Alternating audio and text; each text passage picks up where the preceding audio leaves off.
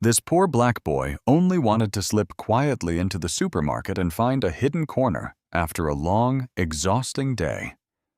But he froze when he heard the shaky voice of a blind, elderly man struggling under cold stares and cruel insults. No one helped. No one cared. Without hesitation, the boy stepped forward, took the man's hand, shielded him, and patiently helped him choose his groceries. That gentle moment would open the door to a profound story that touched millions of hearts across America. Before we dive in, where are you from? Drop a comment below and tell me.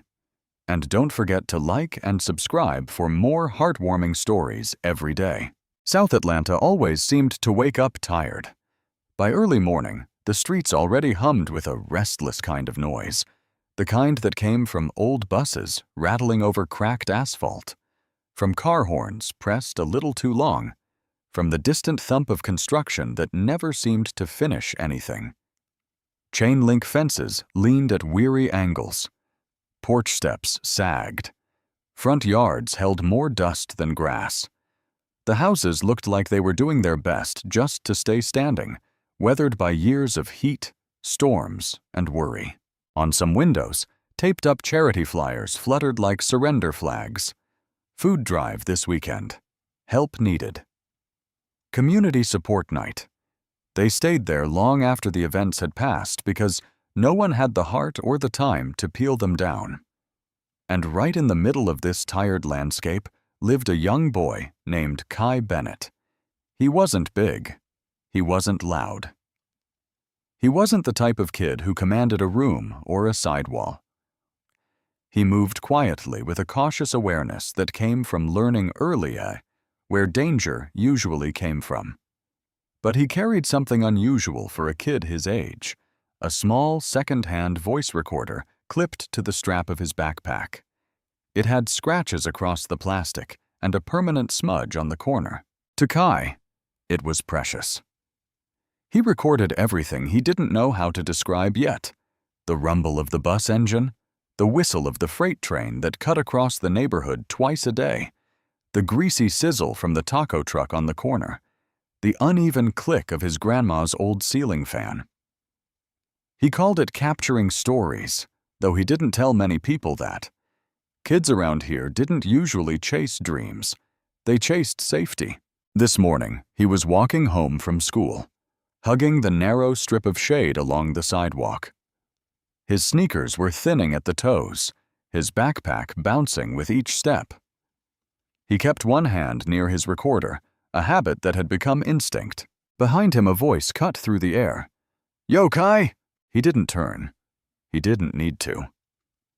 He recognized the tone, sharp, taunting, stretched thin like a rubber band. Jalen. And when Jalen called, trouble was never far behind. "Why you walking so fast?" another voice shouted. "Ain't nobody chasing you yet." Kai's spine tightened. He kept moving, eyes fixed on the sidewalk cracks. The footsteps behind him sped up. "You got that little recorder thing again? Maybe he thinks he's a spy." "Nah, he just weird." That word, weird, hit him harder than the shove that followed. His shoulder jolted forward, making him stumble. "I'm not bothering anybody," Kai muttered, voice barely above a whisper. "That's the problem," one boy laughed. "You don't bother nobody. You just exist." Another hand reached for his backpack strap. Kai twisted away, clutching the recorder as if someone might rip it from him, and maybe someone would. "Give it," Jalen said. "No." That one word was all it took. And then he was running. His feet slapped the pavement, breath punching out of him in hot bursts. He darted past a broken fire hydrant, past a barking dog behind a rusted gate, past a man on a porch who watched but didn't move. The boy's footsteps followed, heavy, chaotic, eager. Kai turned the corner, heart pounding, and sprinted toward the only place he knew they wouldn't follow him inside: the Rich Mart Superstore. Its automatic doors slid open with a hiss, releasing a blast of cold, conditioned air that smelled like bleach, popcorn, and something too sweet to be natural. Kai slipped inside and ducked behind a display of paper towels stacked taller than he was. He pressed his back against the shelves and gulped air in shaky breaths. Safe for now. People moved past him without noticing. A woman arguing into her phone. A teenager filming himself doing some ridiculous dance for a live stream. A father dragging a toddler mid-tantrum. It was the kind of big box store where anonymity was easy, where people were too wrapped up in their own noise to notice a scared kid hiding between aisles. Kai peeked around this corner. The entrance was clear. No sign of Jalen or the others. But something else caught his attention. A different kind of noise. Laughter, not friendly, not kind. Sharp, cutting. It came from the produce section where a small cluster of customers had gathered. Some held phones up, streaming or recording. A few looked annoyed, a few amused, and a few just bored enough to stay and watch. Kai followed their gaze. In the center of the circle stood an elderly white man, thin, slightly hunched, with pale, clouded eyes that didn't seem to land on anything. He clutched a cane that trembled in his hand. One foot shifted uncertainly. His free hand hovered over a pile of fruit like he wasn't sure what he was touching. When his fingers brushed the wrong item, someone snickered. He's going to knock the whole stack down. He don't even know what he grabbed. Why is he even out here alone? Oh my God, someone go live. This is hilarious. Kai felt that sting deep in his chest, the one that came when humiliation hung thick in the air. When people weren't laughing with you, but at you. He knew that feeling far too well. The old man reached again, and this time his hand bumped a tower of oranges. One rolled off and hit the floor with a soft thud. The laughter grew louder. A Rich Mart employee walked past, glanced at the scene, then kept walking. Another customer joined the circle, raising their phone even higher for a better angle. No one stepped in. No one helped. Kai's fingers tightened on his recorder. He didn't want to get involved. He really didn't. He had just escaped being laughed at. He didn't want to walk right into another storm of eyes. And the thought that these strangers might turn their laughter toward him made his stomach twist. But then the old man whispered something barely audible. I just can't see which is which. It wasn't the words that moved Kai. It was the sound of them. Fragile, unsure, a little lost. Just like him. Before he knew it, his feet started moving. One step, then another, past the cereal aisle, past the frozen foods, straight toward the circle of grown-ups and their glowing screens. He stopped beside the old man, small and quiet but standing straight. Sir, Kai said softly. The man turned his head toward the sound. Yes? His voice carried a mix of embarrassment and hope. You need help? A murmur rolled through the crowd. Surprise, annoyance, a couple of eye rolls. A kid stepping in wasn't the spectacle they came for. But Kai ignored them. For the first time since entering the store, the old man's trembling eased just a little. And in that tiny moment, barely visible, barely noticed, the first seed of something unexpected took root. Not friendship, not family, not yet. Just the smallest beginning of kindness in a place that rarely saw it. For a second, time in the produce aisle held still. The hum of the refrigerators faded, the chatter of shoppers blurred. The glow of phone screens dimmed behind a silent expectation. Even the laughter, sharp and cruel just moments earlier, seemed to stall. Kai didn't know why his legs had walked him straight into the center of attention. Maybe it was the way the old man's fingers shook. Maybe it was the way the world suddenly got too cold for someone who looked that lost. Or maybe it was because he knew better than most kids his age what it felt like when people watched you struggle and chose not to care. He stepped closer.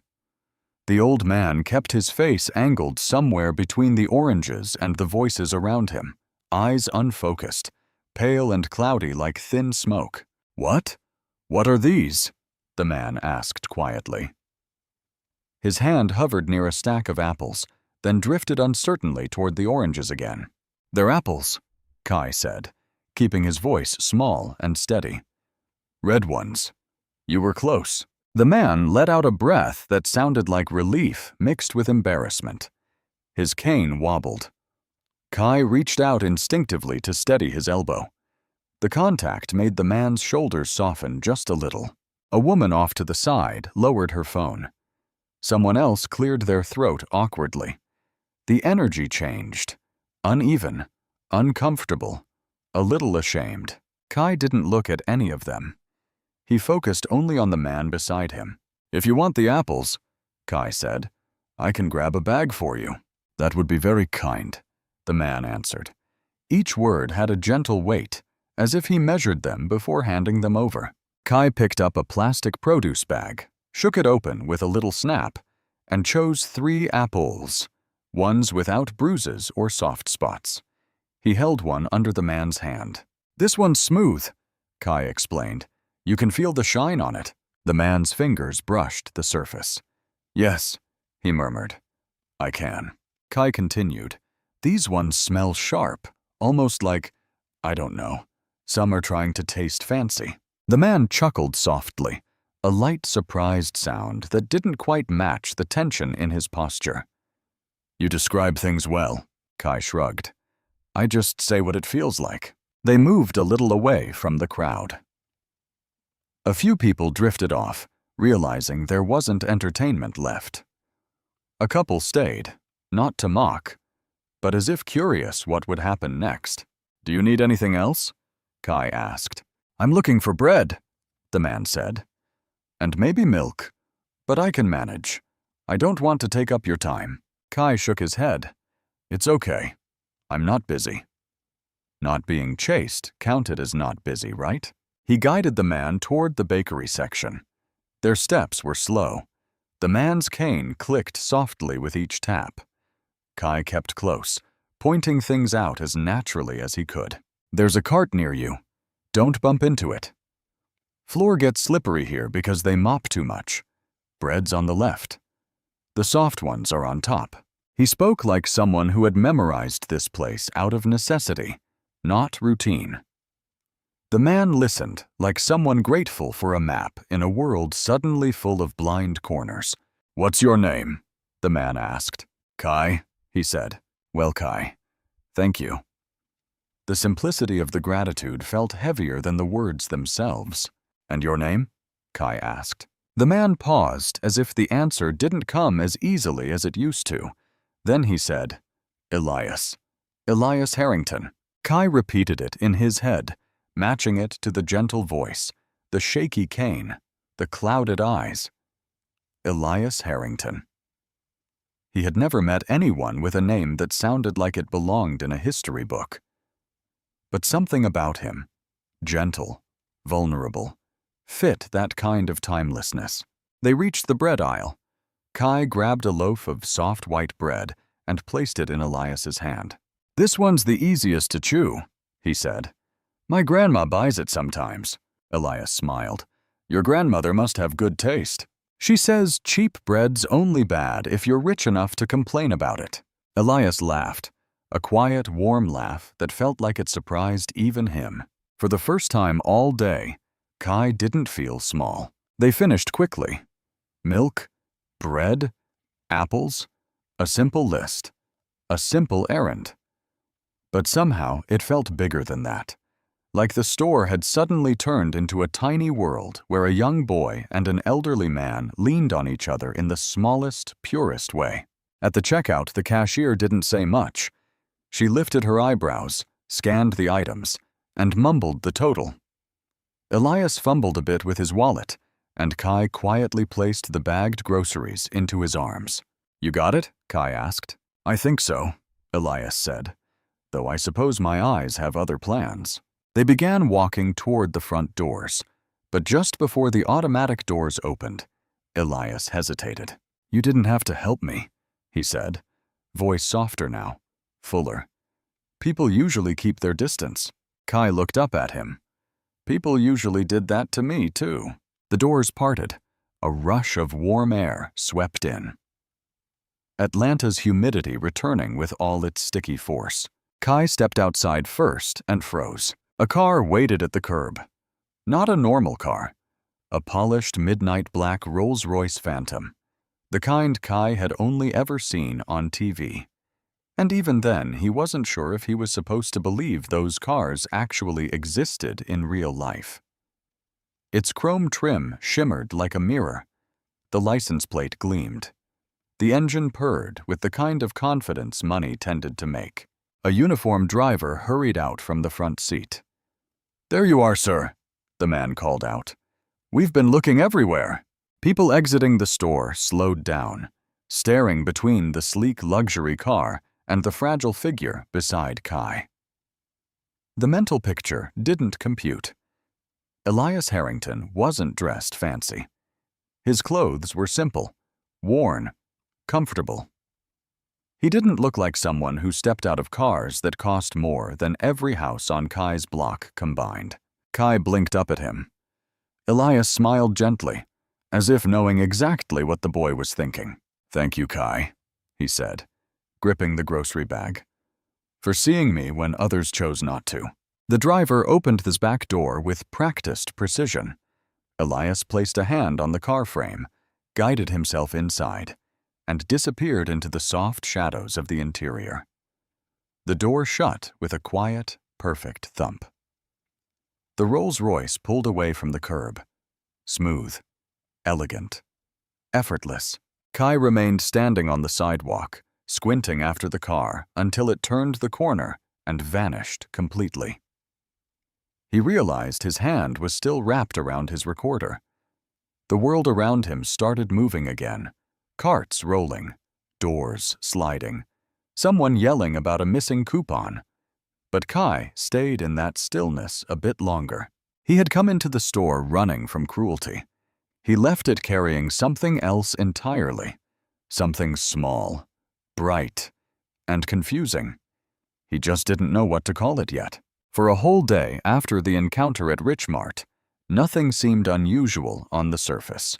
South Atlanta looked exactly the same.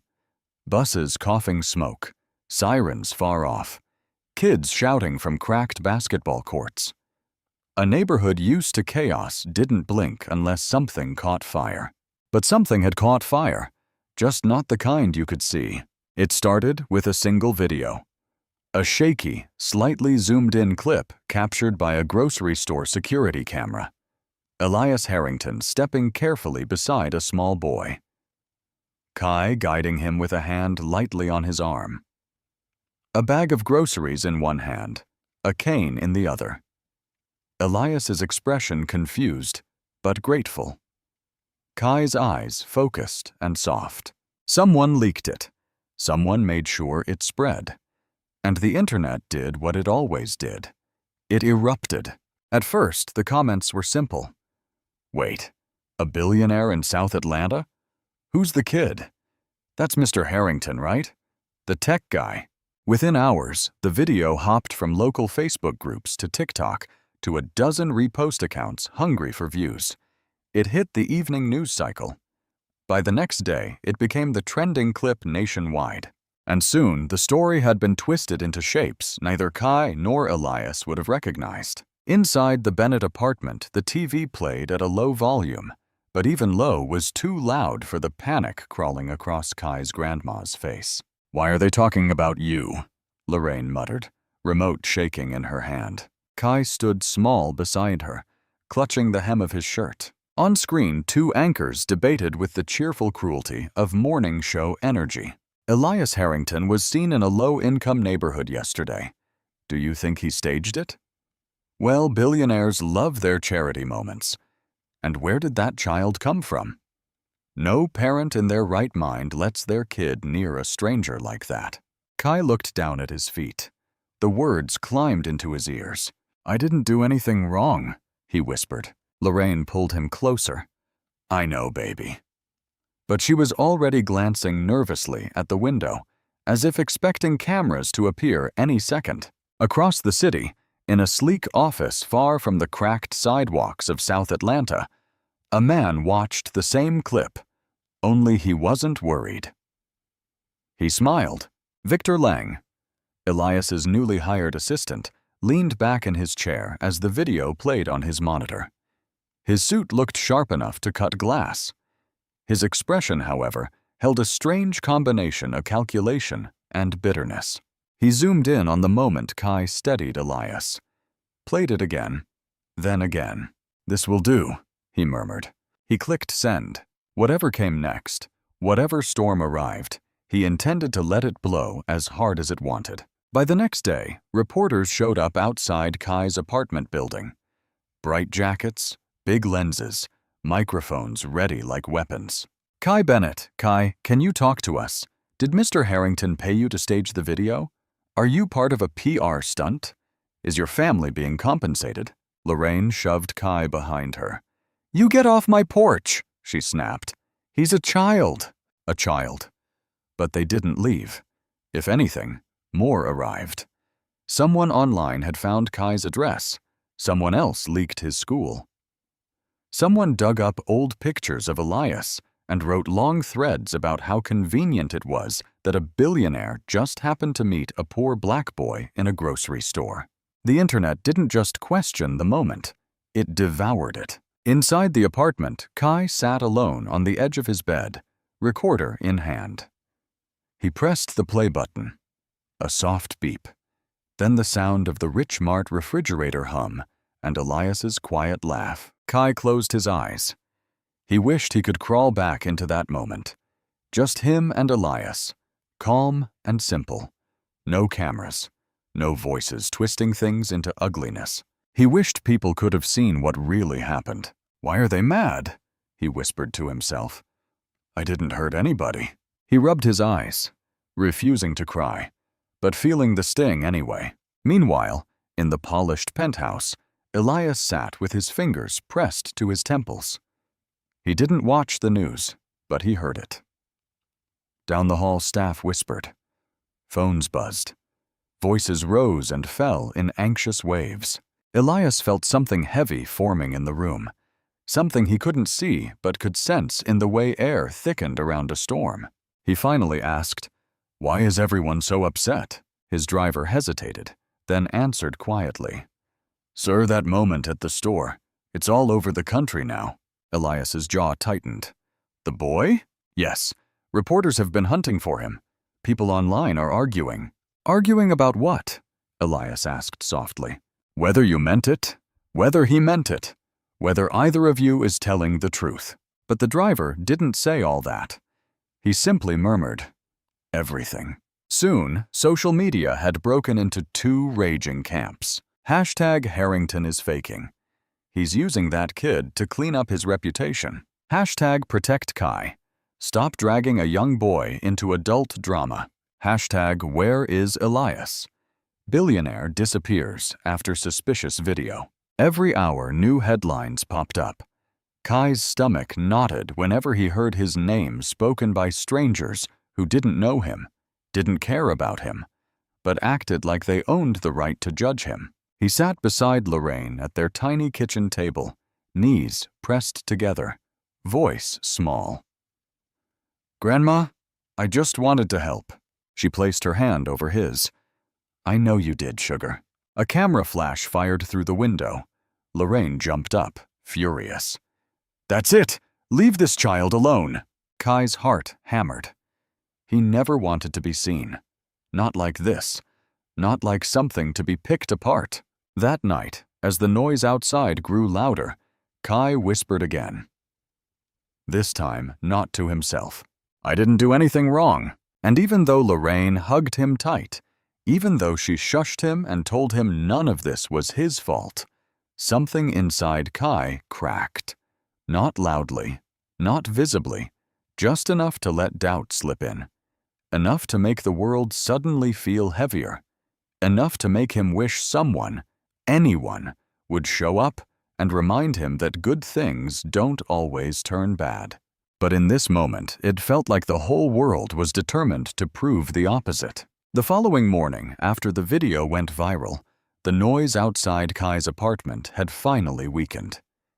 Not disappeared, just burned itself out enough that the vultures needed coffee and sleep. Inside the apartment, Kai sat on the couch with a blanket wrapped around his shoulders.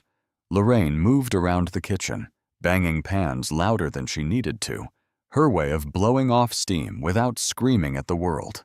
"You're staying inside today," she said firmly. Kai nodded. He didn't argue. Schools were calling non-stop. Reporters were circling. And people online were inventing stories faster than anyone could correct them. He just wanted quiet.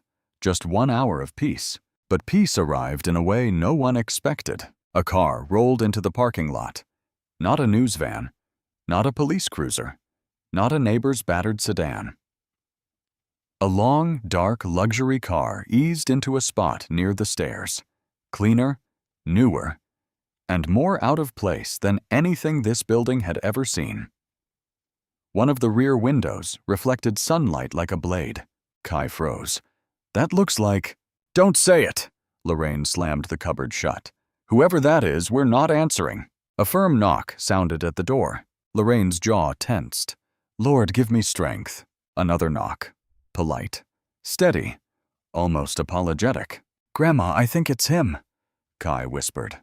"I know who it is," she said through her teeth. She marched to the door, unlocked each bolt with an angry clack, and swung it open. Standing in the hallway, leaning slightly on his cane, dressed in simple clothes that didn't hide his exhaustion, was Elias Harrington.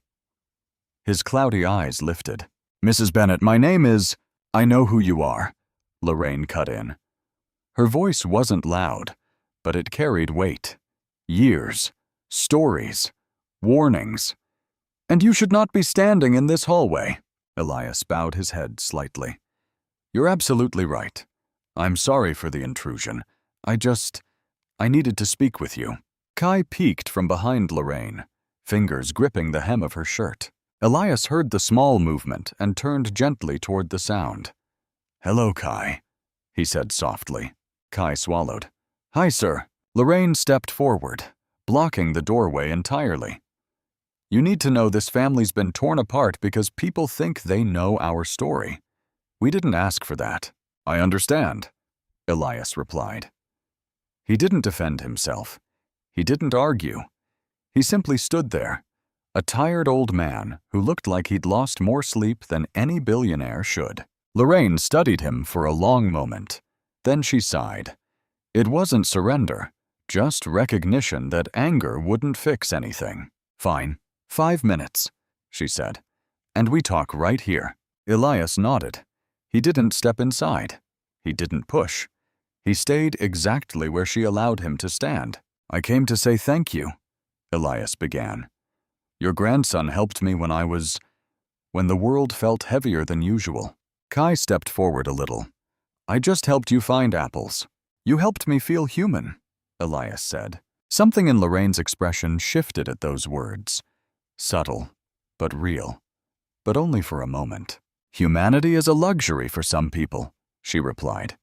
"For others, it's an excuse to take what you want without thinking of the hurt you leave behind." Elias lowered his cane. His voice tightened with honesty. "I never intended for any of this to happen to your family." "Well, it did," Lorraine replied. "People with your kind of money. You don't even have to touch a thing for it to break." Sometimes all it takes is your shadow landing in the wrong place. Kai glanced up at her. He'd seen her protective. He'd seen her frustrated. But this tone, this was different. This was history speaking. Elias breathed in slowly. "I grew up somewhere not so different from this. I'm not blind to what these neighborhoods go through." Lorraine let out a quiet laugh, but there was nothing amused about it. "Sir, with all due respect, you don't get to compare a childhood memory to a life we're still living every day." Elias didn't argue. He nodded slowly, humbly, accepting the boundary she drew. Kai tugged lightly on Lorraine's sleeve. "Grandma, he was nice to me." Lorraine placed her hand over his. "I know, baby." Then she turned back to Elias, eyes sharp, voice low enough that Kai felt every syllable but didn't fully understand the weight behind them. "Let me tell you something I learned a long time ago," she said. "Something my mother learned before me, and her mother before her." Elias waited. "Rich folks love to give," Lorraine said. "They give money, give speeches, give themselves a halo. But there's always a moment, always, when they take more than they ever gave. Sometimes it's dignity. Sometimes it's safety. Sometimes it's someone's whole life." The hallway felt smaller. Still, even Elias stood a little straighter. "And you," Lorraine finished. "I don't know yet which kind you are." Kai looked between them. Two worlds crossing in a narrow hallway for a heartbeat. Neither spoke. Then Elias inhaled deeply, the sound trembling just faintly.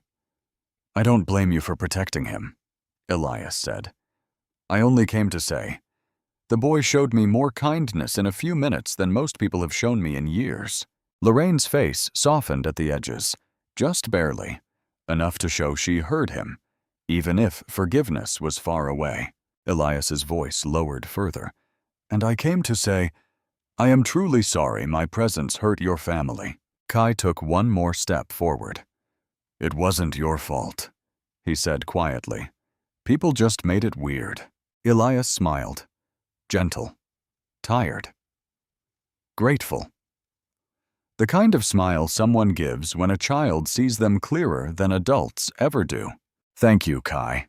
He stepped back, cane tapping lightly. Lorraine didn't invite him in. Elias didn't ask. But in the silent moment between them, between her fear and his regret, something unspoken passed through the hallway. A crack in the wall between worlds. A spark of understanding. A recognition that the boy between them had started something none of them fully understood yet. Elias turned toward the stairs. "Goodbye," he said.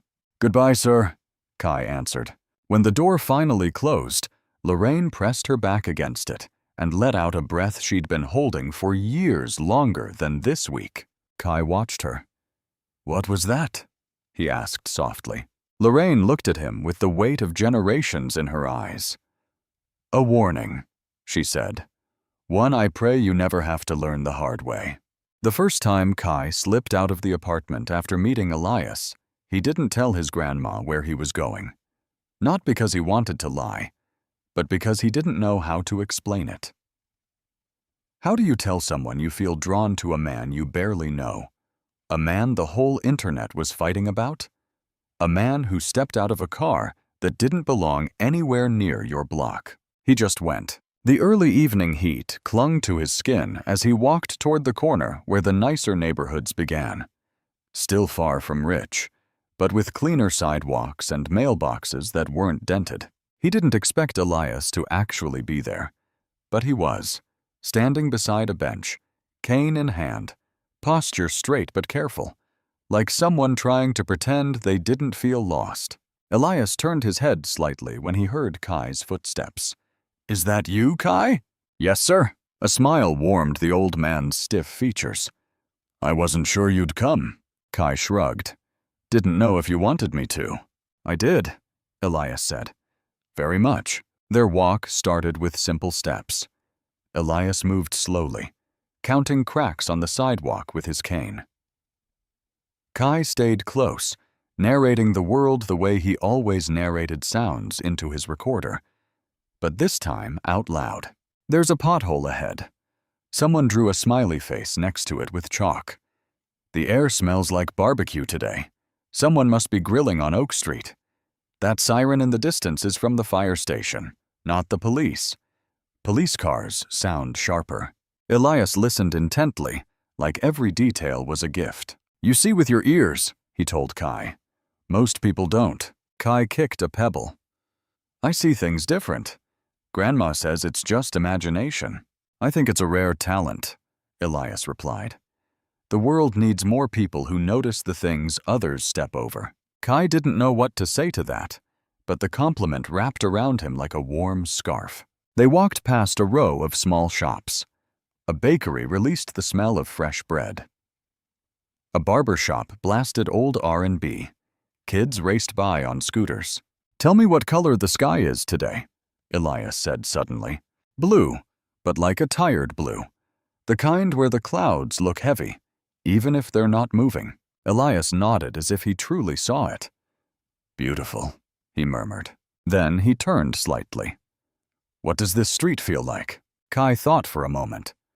Like people here try real hard, even when no one thanks them." Elias's lips pressed together in a quiet ache. Something in that description pulled at him. Kai didn't notice yet, but the old man was remembering something. Somewhere. Someone. As the sun lowered, they passed the back of an old medical clinic. The building looked abandoned, but the smell drifting from the vents was strong, cleaner, sharp, slightly metallic. Kai wrinkled his nose. "Smells like hospital. Like the old wing of Grady Hospital, the one with the yellow floors." Elias stopped walking. Not a big stop, just a faint, involuntary pause.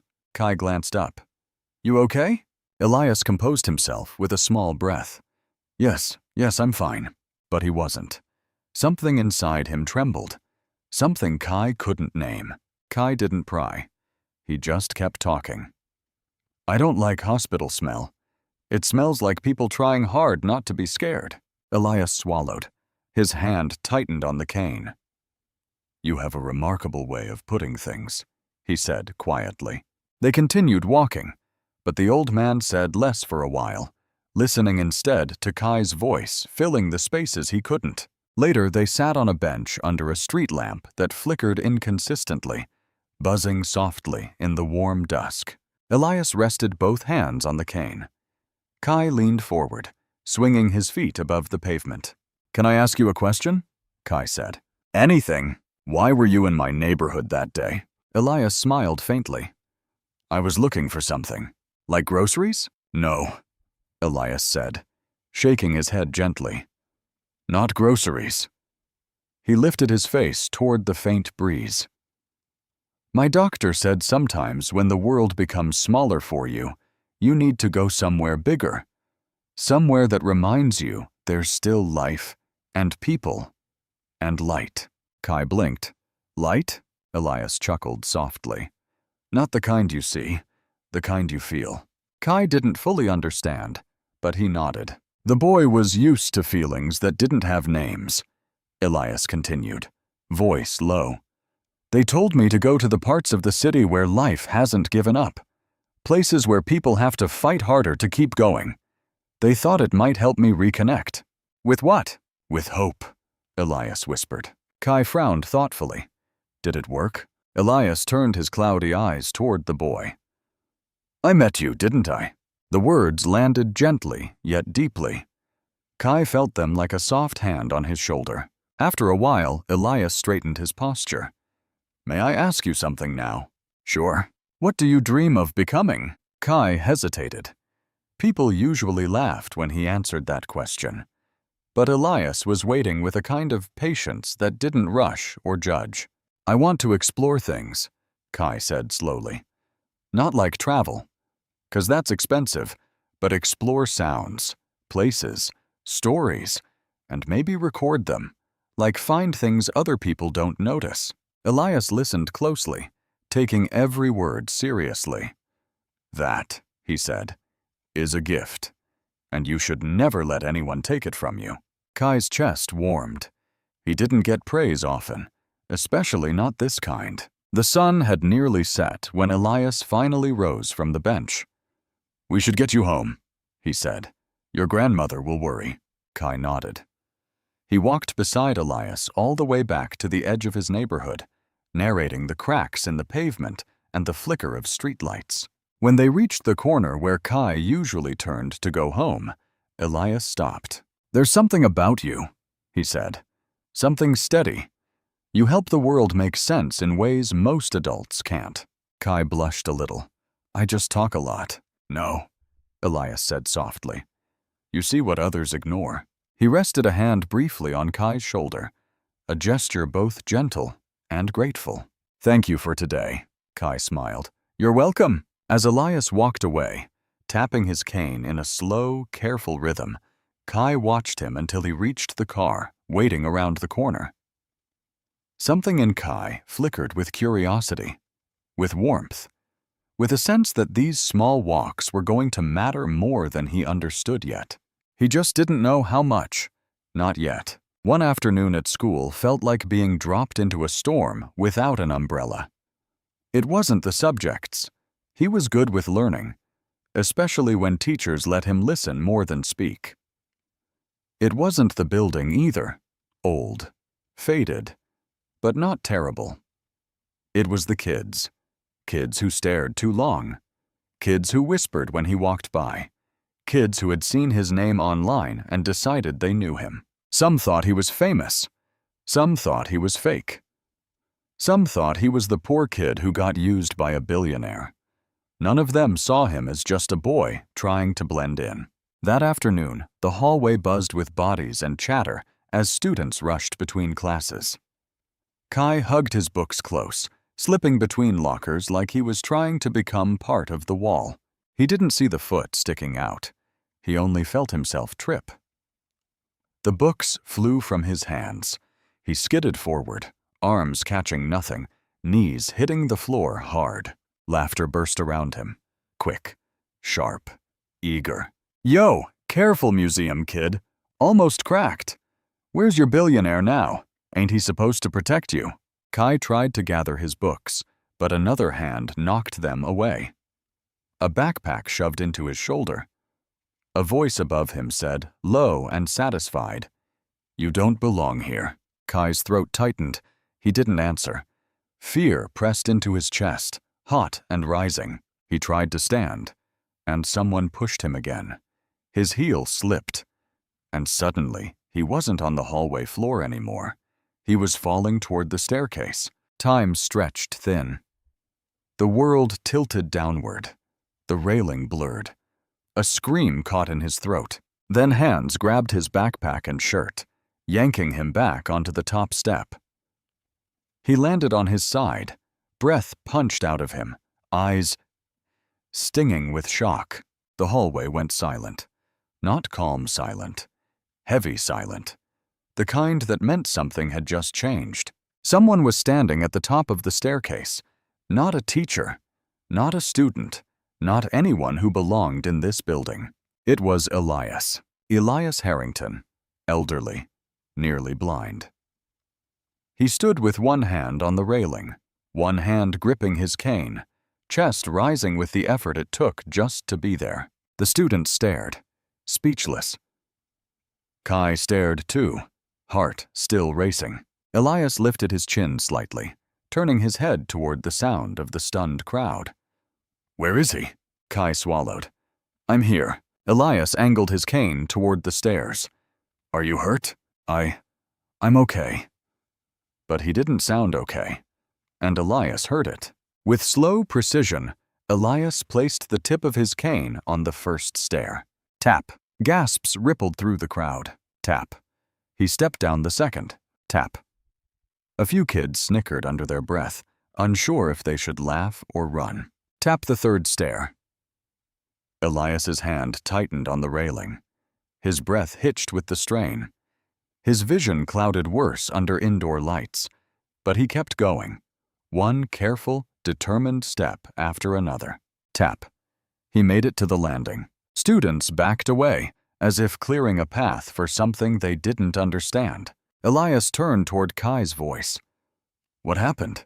He asked quietly. Silence stretched across the hallway. Kai opened his mouth, closed it, then whispered, Nothing. Elias's sightless eyes narrowed just slightly. When a child says nothing with that tone, it usually means something very wrong. His voice carried, not loud, not angry, but sharp enough to cut right through the group like a blade sharpened by experience. Elias tapped the cane once against the floor. Which one of you thought hurting a young boy would make you bigger? Students shifted nervously. The hallway that usually roared with noise was now frozen. Every eye pinned on the old man who looked like he could barely see them, but felt all of them. Elias's voice deepened. "You know, I lost my sight slowly. Little by little, the world faded piece by piece." The students watched. "But even now," Elias said, "I can still tell the difference between a child who's afraid and a child who is cruel." A few kids lowered their heads. Some stepped back. Others pretended to check their phones. Elias turned again toward Kai. "Come here, son." Kai stumbled to his feet and walked toward him. Elias reached out gently, found Kai's shoulder, and held it with a grip firm enough to anchor both of them. "You're safe," Elias murmured. "I'm here." Kai bit his lip. "You shouldn't have come. It's a school. I don't care if it's a school, a courthouse, or a battlefield," Elias said. "If someone hurts you, I will show up." The words landed like thunder, quiet thunder, the kind that rolls under your ribs and stays. In the far corner of the hallway, a student lifted their phone. Nobody noticed. Not yet. Elias turned toward the crowd one last time. "If this is how you treat someone smaller, someone kinder, then you're the ones who can't see." No one dared to answer. Kai felt a warmth spread in his chest. Shock? Gratitude? Something he didn't have a name for but would remember for the rest of his life. Elias gently guided him back from the stairs, cane tapping rhythmically as they moved. The hallway remained silent long after they were gone. Silent, but not for long, because the phone held by the student in the corner was already uploading a video. A video of an old man, nearly blind, walking down a staircase to defend a child in front of an entire school. A moment, pure, raw, and powerful. And in a world that loved drama, nothing stayed quiet forever. The video of Elias on the school staircase hit the internet like lightning. Within hours, the clip exploded across every platform: TikTok, Twitter, YouTube, morning shows, late-night talk shows. People didn't know what to do with it. An elderly, nearly blind billionaire walking down school stairs to defend a little boy. It didn't fit into any neat narrative the internet loved. Some called it heroic. Some called it staged. Some called it proof he was losing his mind. Reporters camped outside Elias's penthouse. They camped outside Kai's apartment, too. And when the pressure finally reached a breaking point, Elias's team decided to hold a press conference. Not to explain everything, just to breathe. The conference hall wasn't fancy. It wasn't meant to be. A simple backdrop with a corporate logo, rows of chairs, a podium with too many microphones. The kind of place scandals went to be poked, twisted, and dragged into headlines. Cameras flashed the second Elias stepped inside. He walked slowly, cane tapping against the floor in steady beats. His suit was neat, but his face looked tired. Lines deeper, jaw tighter, shoulders carrying weight no one else could see. His security helped guide him to the podium. A reporter shouted before he even reached the mic. "Mr. Harrington, are you mentally fit to manage your own company?" Another yelled, "Why were you alone with a child again? Is this philanthropy or manipulation? Are you grooming him for PR purposes?" Kai stood behind the curtain with Lorraine, gripping his hand so tightly he almost lost feeling. He flinched with every word thrown at Elias. "He can't do this," Kai whispered. "They're going to tear him apart." Lorraine's eyes softened. "Baby, sometimes the world tears people apart before it realizes it needs them." Elias reached the microphone. The room swallowed his voice. Reporters spoke over him, accusations flying faster than he could form sentences. His cane trembled once against the podium, a barely visible sign of strain. Kai felt something inside him tighten. He couldn't watch this. Not after everything Elias had done for him. Not after the stairs. Not after the quiet walks and the stories and the kindness. He pulled his hand from Lorraine's grip. "Kai, wait!" she hissed, but he was already walking. Small steps at first, then faster, right past staff trying to block him, right toward the bright lights and cameras. Everyone froze as the boy stepped onto the stage. The noise stopped. Just stopped. A room full of adults fell completely silent as young Kai Bennett reached for the microphone. He didn't look at the cameras. He didn't look at the reporters. He looked at Elias. And Elias, even with cloudy eyesight, felt the moment shift. Kai's voice began soft, small, shaky. "My name is Kai," he said, hands trembling at his sides. "The boy from the videos." Cameras clicked. Some reporters leaned forward. Others prepared their pens. Kai swallowed hard. "People keep saying things about Mr. Harrington, about me, about what happened." He paused. "But you're all wrong." A ripple moved through the room. Kai's voice steadied. Not loud, not rehearsed, but fueled by something true. "He didn't see me clearly that day. Not with his eyes. He can't. But he saw me good enough." Elias's head tilted, as if absorbing the words. "And a lot of you," Kai continued, gaze flicking across the sea of adults, "you see everything. You see better than him. But you don't see anything at all." The room stiffened. Cameras zoomed. Something in the air shifted from hostility to a stunned, breathless quiet. Kai kept going. "Mr. Harrington didn't ask me for anything. He didn't use me. He didn't pay me. He didn't try to make himself look good." His voice cracked, but he didn't stop. "He was just a man who needed help, and I helped him. That's all." A reporter lifted a hand, but Kai raised his voice, not yelling, but firm. "He didn't use me. I used my eyes to help him, and he used his heart to help me." Elias exhaled sharply, emotion breaking through the strict self-control he always carried. Kai wiped his face with the back of his hand. "You all talk about him like he's some kind of monster or mastermind or whatever, but he's just someone who's trying really hard." He turned toward Elias again. "And he's the first person who told me I see things other people ignore." Elias's throat tightened. The room, camera crew included, stared in complete silence. Kai's final words landed like a soft explosion. Quiet, but impossible to forget. "He can't see the world like you do, but he sees the good in people. And some of you see the world perfect and still miss everything that matters." No one moved. No one spoke. Not even the reporters who lived for scandal. Kai stepped back from the microphone, and for the first time since the chaos began, Elias straightened his posture. Not proud, but moved.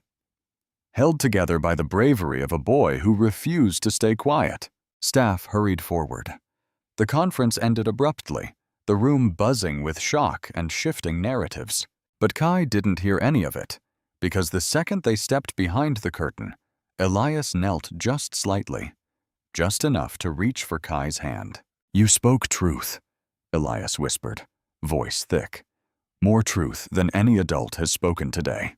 Kai squeezed his hand back. "I just said what was real."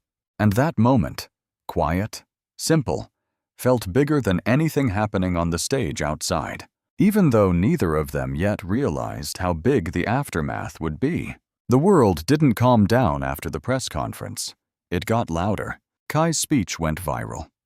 Every news station replayed it. Every influencer reacted to it. Every comment section split in half. Some people praised his honesty. Others accused Elias of coaching him. Some called Kai brave. Some called him manipulated. And in the middle of all the noise, one man quietly watched everything burn. Victor Lang, Elias's assistant, his shadow, his saboteur. He watched Kai's speech replay on a loop from behind his sleek office desk, eyes cold, jaw tight. "Perfect," he muttered. It wasn't admiration. It was calculation. Because now that Elias had become sympathetic to some and hateful to others, Victor knew the next blow would land harder than any scandal so far. He opened a secure folder on his laptop. A grainy clip filled the screen. Elias, late at night, stepping out of his penthouse elevator. The hallway dim. Elias's cane tapping uncertainly, his hand missing the wall by inches, his foot catching a carpet edge, and then Elias stumbling, falling forward, crumpling onto his knees. The footage didn't show the exhaustion that caused it. It didn't show the medication side effects. It didn't show the weeks of deteriorating vision. It only showed the moment he fell. Victor leaned back, expression unreadable. "This," he whispered, "is the one that ends him." By the next morning, the clip was everywhere. Billionaire losing his mind. Is Elias Harrington a danger to children? Unstable, unfit, untrustworthy. The headlines came like arrows. Sharp, fast, cruel. Kai saw the video on a stranger's phone at the bus stop and felt his stomach twist into a knot. That's not what happened," he whispered. But the internet didn't wait for explanations. It didn't wait for truth. It just devoured the moment and demanded more. Inside Elias's penthouse, the atmosphere felt different. He sat in his living room with the curtains half drawn, light filtering through like it was afraid to enter. His cane rested beside him. His hands didn't rest at all. They clenched and unclenched on his knees. He had been quiet for hours, too quiet. His staff moved around softly, whispering, unsure whether to speak or stay silent. Kai arrived with Lorraine, escorted inside by security. "Mr. Harrington?" Kai asked softly. Elias didn't lift his head. He'd seen storms in business. He'd endured betrayal, lawsuits, losses. But this felt different. This felt like being stripped bare in front of the whole world. "Why would someone show that?" Elias whispered. His voice wasn't angry. It was wounded. Why would anyone weaponize an old man's weakness? Kai stepped closer. "It's not your fault." But Elias shook his head slowly. "My fall makes me look confused, lost, dangerous." His voice cracked. "As if I can't be trusted near you." The room sank into silence. Kai's fists tightened. He wanted to say 1,000 things, but the words stuck in his throat. He wasn't the only one hiding something, because Kai hadn't told Elias about the men who had come 2 nights ago. The loud banging on the door, the warning whispered through the wood. "Tell the billionaire kid to keep his mouth shut, or we'll shut it for him." Kai hadn't told a soul. Not Lorraine. Not Elias. He didn't want Elias to hurt more. But guilt pressed down on his chest, heavy and suffocating. Elias sensed something. He turned slightly toward Kai, even though his eyes could no longer focus. "You're quiet," he murmured. "Too quiet. Something's wrong." Kai looked down. "I'm okay." Elias's brows pulled together. "No, you're not. You're trying to protect me." Those words cracked something open. Kai's breath hitched. I don't want you to be hurt more than you already are." That did it. Elias's calm broke. Not in shouting, not in wild anger, but in the rawness of his voice. "I am already hurt," he said. "But the thought of you being afraid, the thought of you hiding something to keep me safe." His hand trembled. "Kai, I can't protect you if I don't know you're in danger." Lorraine stepped forward, worry on her face. "Danger? What danger?" Kai's lips pressed shut. Fear crawled up his throat. He didn't want this. He didn't want the truth to become real by saying it out loud.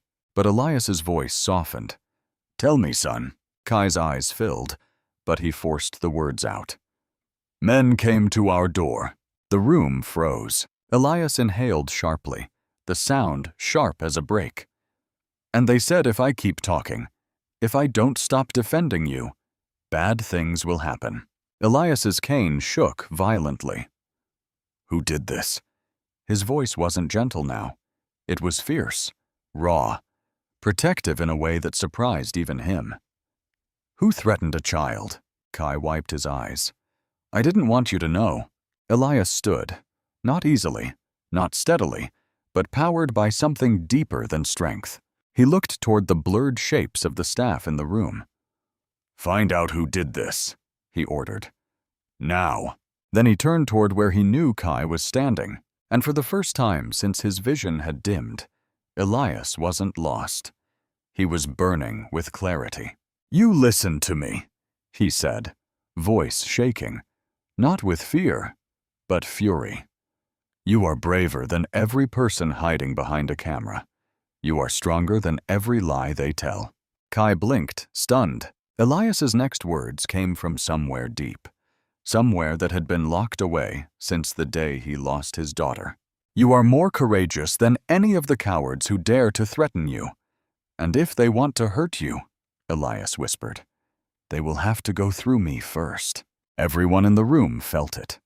The shift, the spark, the old lion waking up inside a nearly blind man. For the first time in weeks, Elias's voice carried strength instead of confusion. But outside this room, the world was still sharpening its claws, and the storm wasn't done yet. The internet kept screaming. The headlines kept spinning. The scandals kept piling. But something else, something no algorithm predicted, began to rise quietly beneath the noise. Real people, not influencers, not commentators, not strangers chasing views. People who had lived the same struggles. People who recognized fear, injustice, and kindness when they saw it. And it started at Kai's front door. On a gray Saturday morning, Lorraine opened the curtains just a little, expecting, like always, to see reporters lined up on the sidewalk. But today it wasn't reporters. It was neighbors. Dozens of them. Families from their block. Mothers holding toddlers. Old men leaning on canes. Teens with hoodies pulled up. People from the same struggling community the world had judged without understanding. They stood shoulder to shoulder, filling the path, the steps, the street. A handwritten sign held by a teenage girl read, "Our kids are not media props." A man next to her held another, "Protect Kai. Protect our own." Lorraine's hand flew to her mouth. "Lord have mercy." Kai came to the window, eyes widening. "Grandma, they're here for us." Lorraine nodded slowly, overwhelmed. "Baby, they're here because of you." Word spread fast, the way good things sometimes do when they refuse to die. Quietly, more people arrived, not to take pictures, but to stand watch. Someone brought bottles of water. Someone else brought homemade sandwiches. A woman set up lawn chairs, saying, "No child in this neighborhood stands alone." Kai opened the door timidly. The crowd turned toward him. A wave of warmth rippled through them. One woman stepped forward. "Sweetheart, you don't have to be scared. You did a good thing, and we're going to make sure you're safe." Kai didn't know what to say. He wasn't used to crowds loving him. Crowds usually pointed, laughed, judged. But these people weren't here for spectacle. They were here because they remembered what it felt like to be unheard. Meanwhile, across the city, another wave was forming. Former employees of Elias, people he'd quietly helped over the years. People nobody knew existed because Elias never bragged about his generosity. They began posting their own stories. "When my daughter needed surgery, we couldn't afford it. Elias paid the bill anonymously. He donated computers to my school without attaching his name. That man bought groceries for strangers during the pandemic and told us not to tell anyone." Video after video. Post after post. Stories of quiet kindness. Stories of a man who never asked for applause. The internet blinked, hesitated, paused. Because truth, when spoken by real people, can sometimes cut through the noise like nothing else. Back at the Bennett apartment, more unexpected support arrived. A group of black lawyers, sharp suits, calm voices, eyes full of purpose, walked up the steps together. One of them knocked. "Mrs. Bennett." "Yes?" "We're here to offer pro bono protection for you and your grandson." Lorraine blinked. "Why?" "Because no child," the lawyer said firmly, "should face threats for telling the truth." Kai watched them from behind Lorraine's shoulder, awe softening his fear. He didn't know lawyers could look like that, like protectors instead of punishers. As if the city hadn't surprised them enough already, another unexpected moment arrived by afternoon. A woman in a nurse's uniform stepped forward. Kai didn't recognize her. She took a breath. "Your friend, Mr. Harrington. He helped me years ago." Lorraine raised an eyebrow. "How?" "My son was sick. We were drowning in bills. I wrote letters to dozens of people asking for help. Only one man replied. He sent a check with no return address. I didn't know it was him until today." She wiped her eyes. "He deserves someone fighting for him the way he fought for strangers." Kai felt his chest warm, like a soft glow spreading beneath his ribs. He wished Elias could hear all this. He wished the world could see what he saw. That evening, after hours of people holding signs, bringing food, playing music for the kids, and refusing to leave Kai inside, something quietly shifted in the air. A black SUV pulled up. The door opened. Elias stepped out. He didn't come with a security team. He didn't come with PR handlers. He didn't come with fear. He came with the weight of a man who thought the world had turned against him, only to find out it hadn't. The crowd parted instinctively. Elias's cane tapped gently, followed the sounds of breathing, footsteps, whispers, until he stopped just a few feet from Kai. The boy ran to him without hesitation. Elias reached for him, hands trembling, finding his shoulder. "You're safe?" Elias asked. "I am now," Kai said. "Look at all these people." Elias lifted his face, eyes unfocused but full of gratitude. "I can't see them, but I can feel them." A voice in the crowd said, "We're here for both of you." Another chimed in, "You're not alone, Mr. Harrington." And then from somewhere deep in the group, "We don't abandon people who show kindness." Elias's breath shuddered. Something inside him cracked open, not in pain, but in relief. For the first time in months, the world wasn't accusing him. It was protecting him.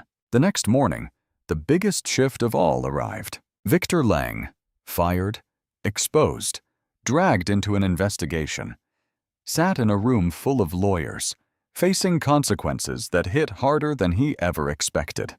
And Kai, small, shaking but determined, was allowed to speak during the inquiry. He stood in front of a row of adults in suits, Elias beside him like a quiet anchor. Kai cleared his throat.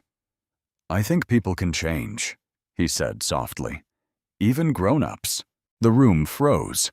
Even Victor looked up, eyes flickering with confusion, surprise, and something else he hadn't felt in years. Kai continued, "I think everyone should get one chance to start over, even people who hurt others." The silence afterward wasn't heavy. It was hopeful. A thin strand of humanity threading through a room that usually swallowed kindness whole. Elias placed a hand over Kai's, proud, moved, a little broken, deeply healed. And the wave, the one no one saw coming, kept rising. Because kindness, when multiplied by real people, stops being fragile. It becomes unstoppable. In the time that followed, the city felt different. Not louder, not richer, just softer. Spring sunlight poured across the courtyard of the Harrington Foundation Learning Center, Elias's newest program for underprivileged kids. Dozens of families filled the seats, dressed in their best, phones ready, eyes proud. And at the center of the stage, in a too-big blazer and polished shoes that made him walk funny, stood Kai Bennett, still small, still gentle, still seeing the world in ways adults couldn't. He held his speech paper with both hands, trying to stop it from shaking. Behind him, the banner read, "Talent Program Graduation Day." Applause settled. Lights dimmed slightly. Kai stepped to the microphone. "Hi, my name is Kai," he began, voice soft but steady. "A while ago, I didn't think I would be here. I didn't think anyone would care about what I could do. I just thought I was another kid nobody noticed." He looked out into the crowd. "And then I met someone." A door opened backstage. The audience turned. Elias Harrington stepped into view, a cane in his right hand, a soft smile pulling at the corners of his mouth. His eyes cloudier now, his vision nearly gone, but his presence brighter than ever. He moved slowly toward the steps leading to the stage. Kai didn't wait. He ran to him, small hand grabbing Elias's wrist, guiding him up carefully, step by step, mirroring the very journey they'd walked together all this time. When they reached this podium, Kai whispered into the mic, "This man, he taught me how to walk forward, even when everything feels heavy." Elias leaned slightly toward him, voice gentle enough for the whole room to quiet. "And this boy taught me how to see, even when the world went dark." The audience stood, not gradually, not politely. They rose all at once, mothers, fathers, neighbors, strangers, clapping for the two people at the heart of the storm the world had once twisted. Kai's eyes watered. He turned back to the mic. "Mr. Harrington didn't need eyes to see me," he said. "He just needed kindness. And sometimes kindness is the only thing bright enough to help someone else find their way." Elias placed a hand on Kai's shoulder, not guiding him, not protecting him, just standing with him. Kai finished softly.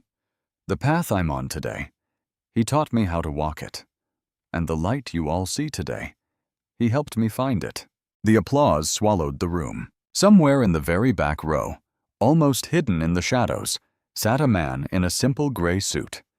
Victor Lang.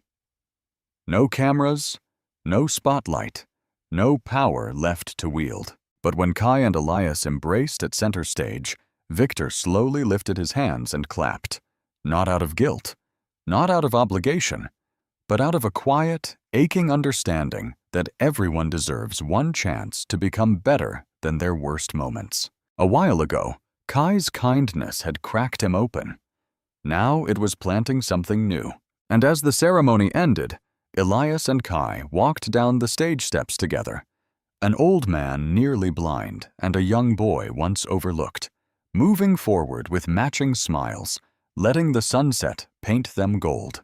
A family no one expected, a bond no one could break, and a reminder whispered across the world. Not everyone who sees clearly can recognize goodness.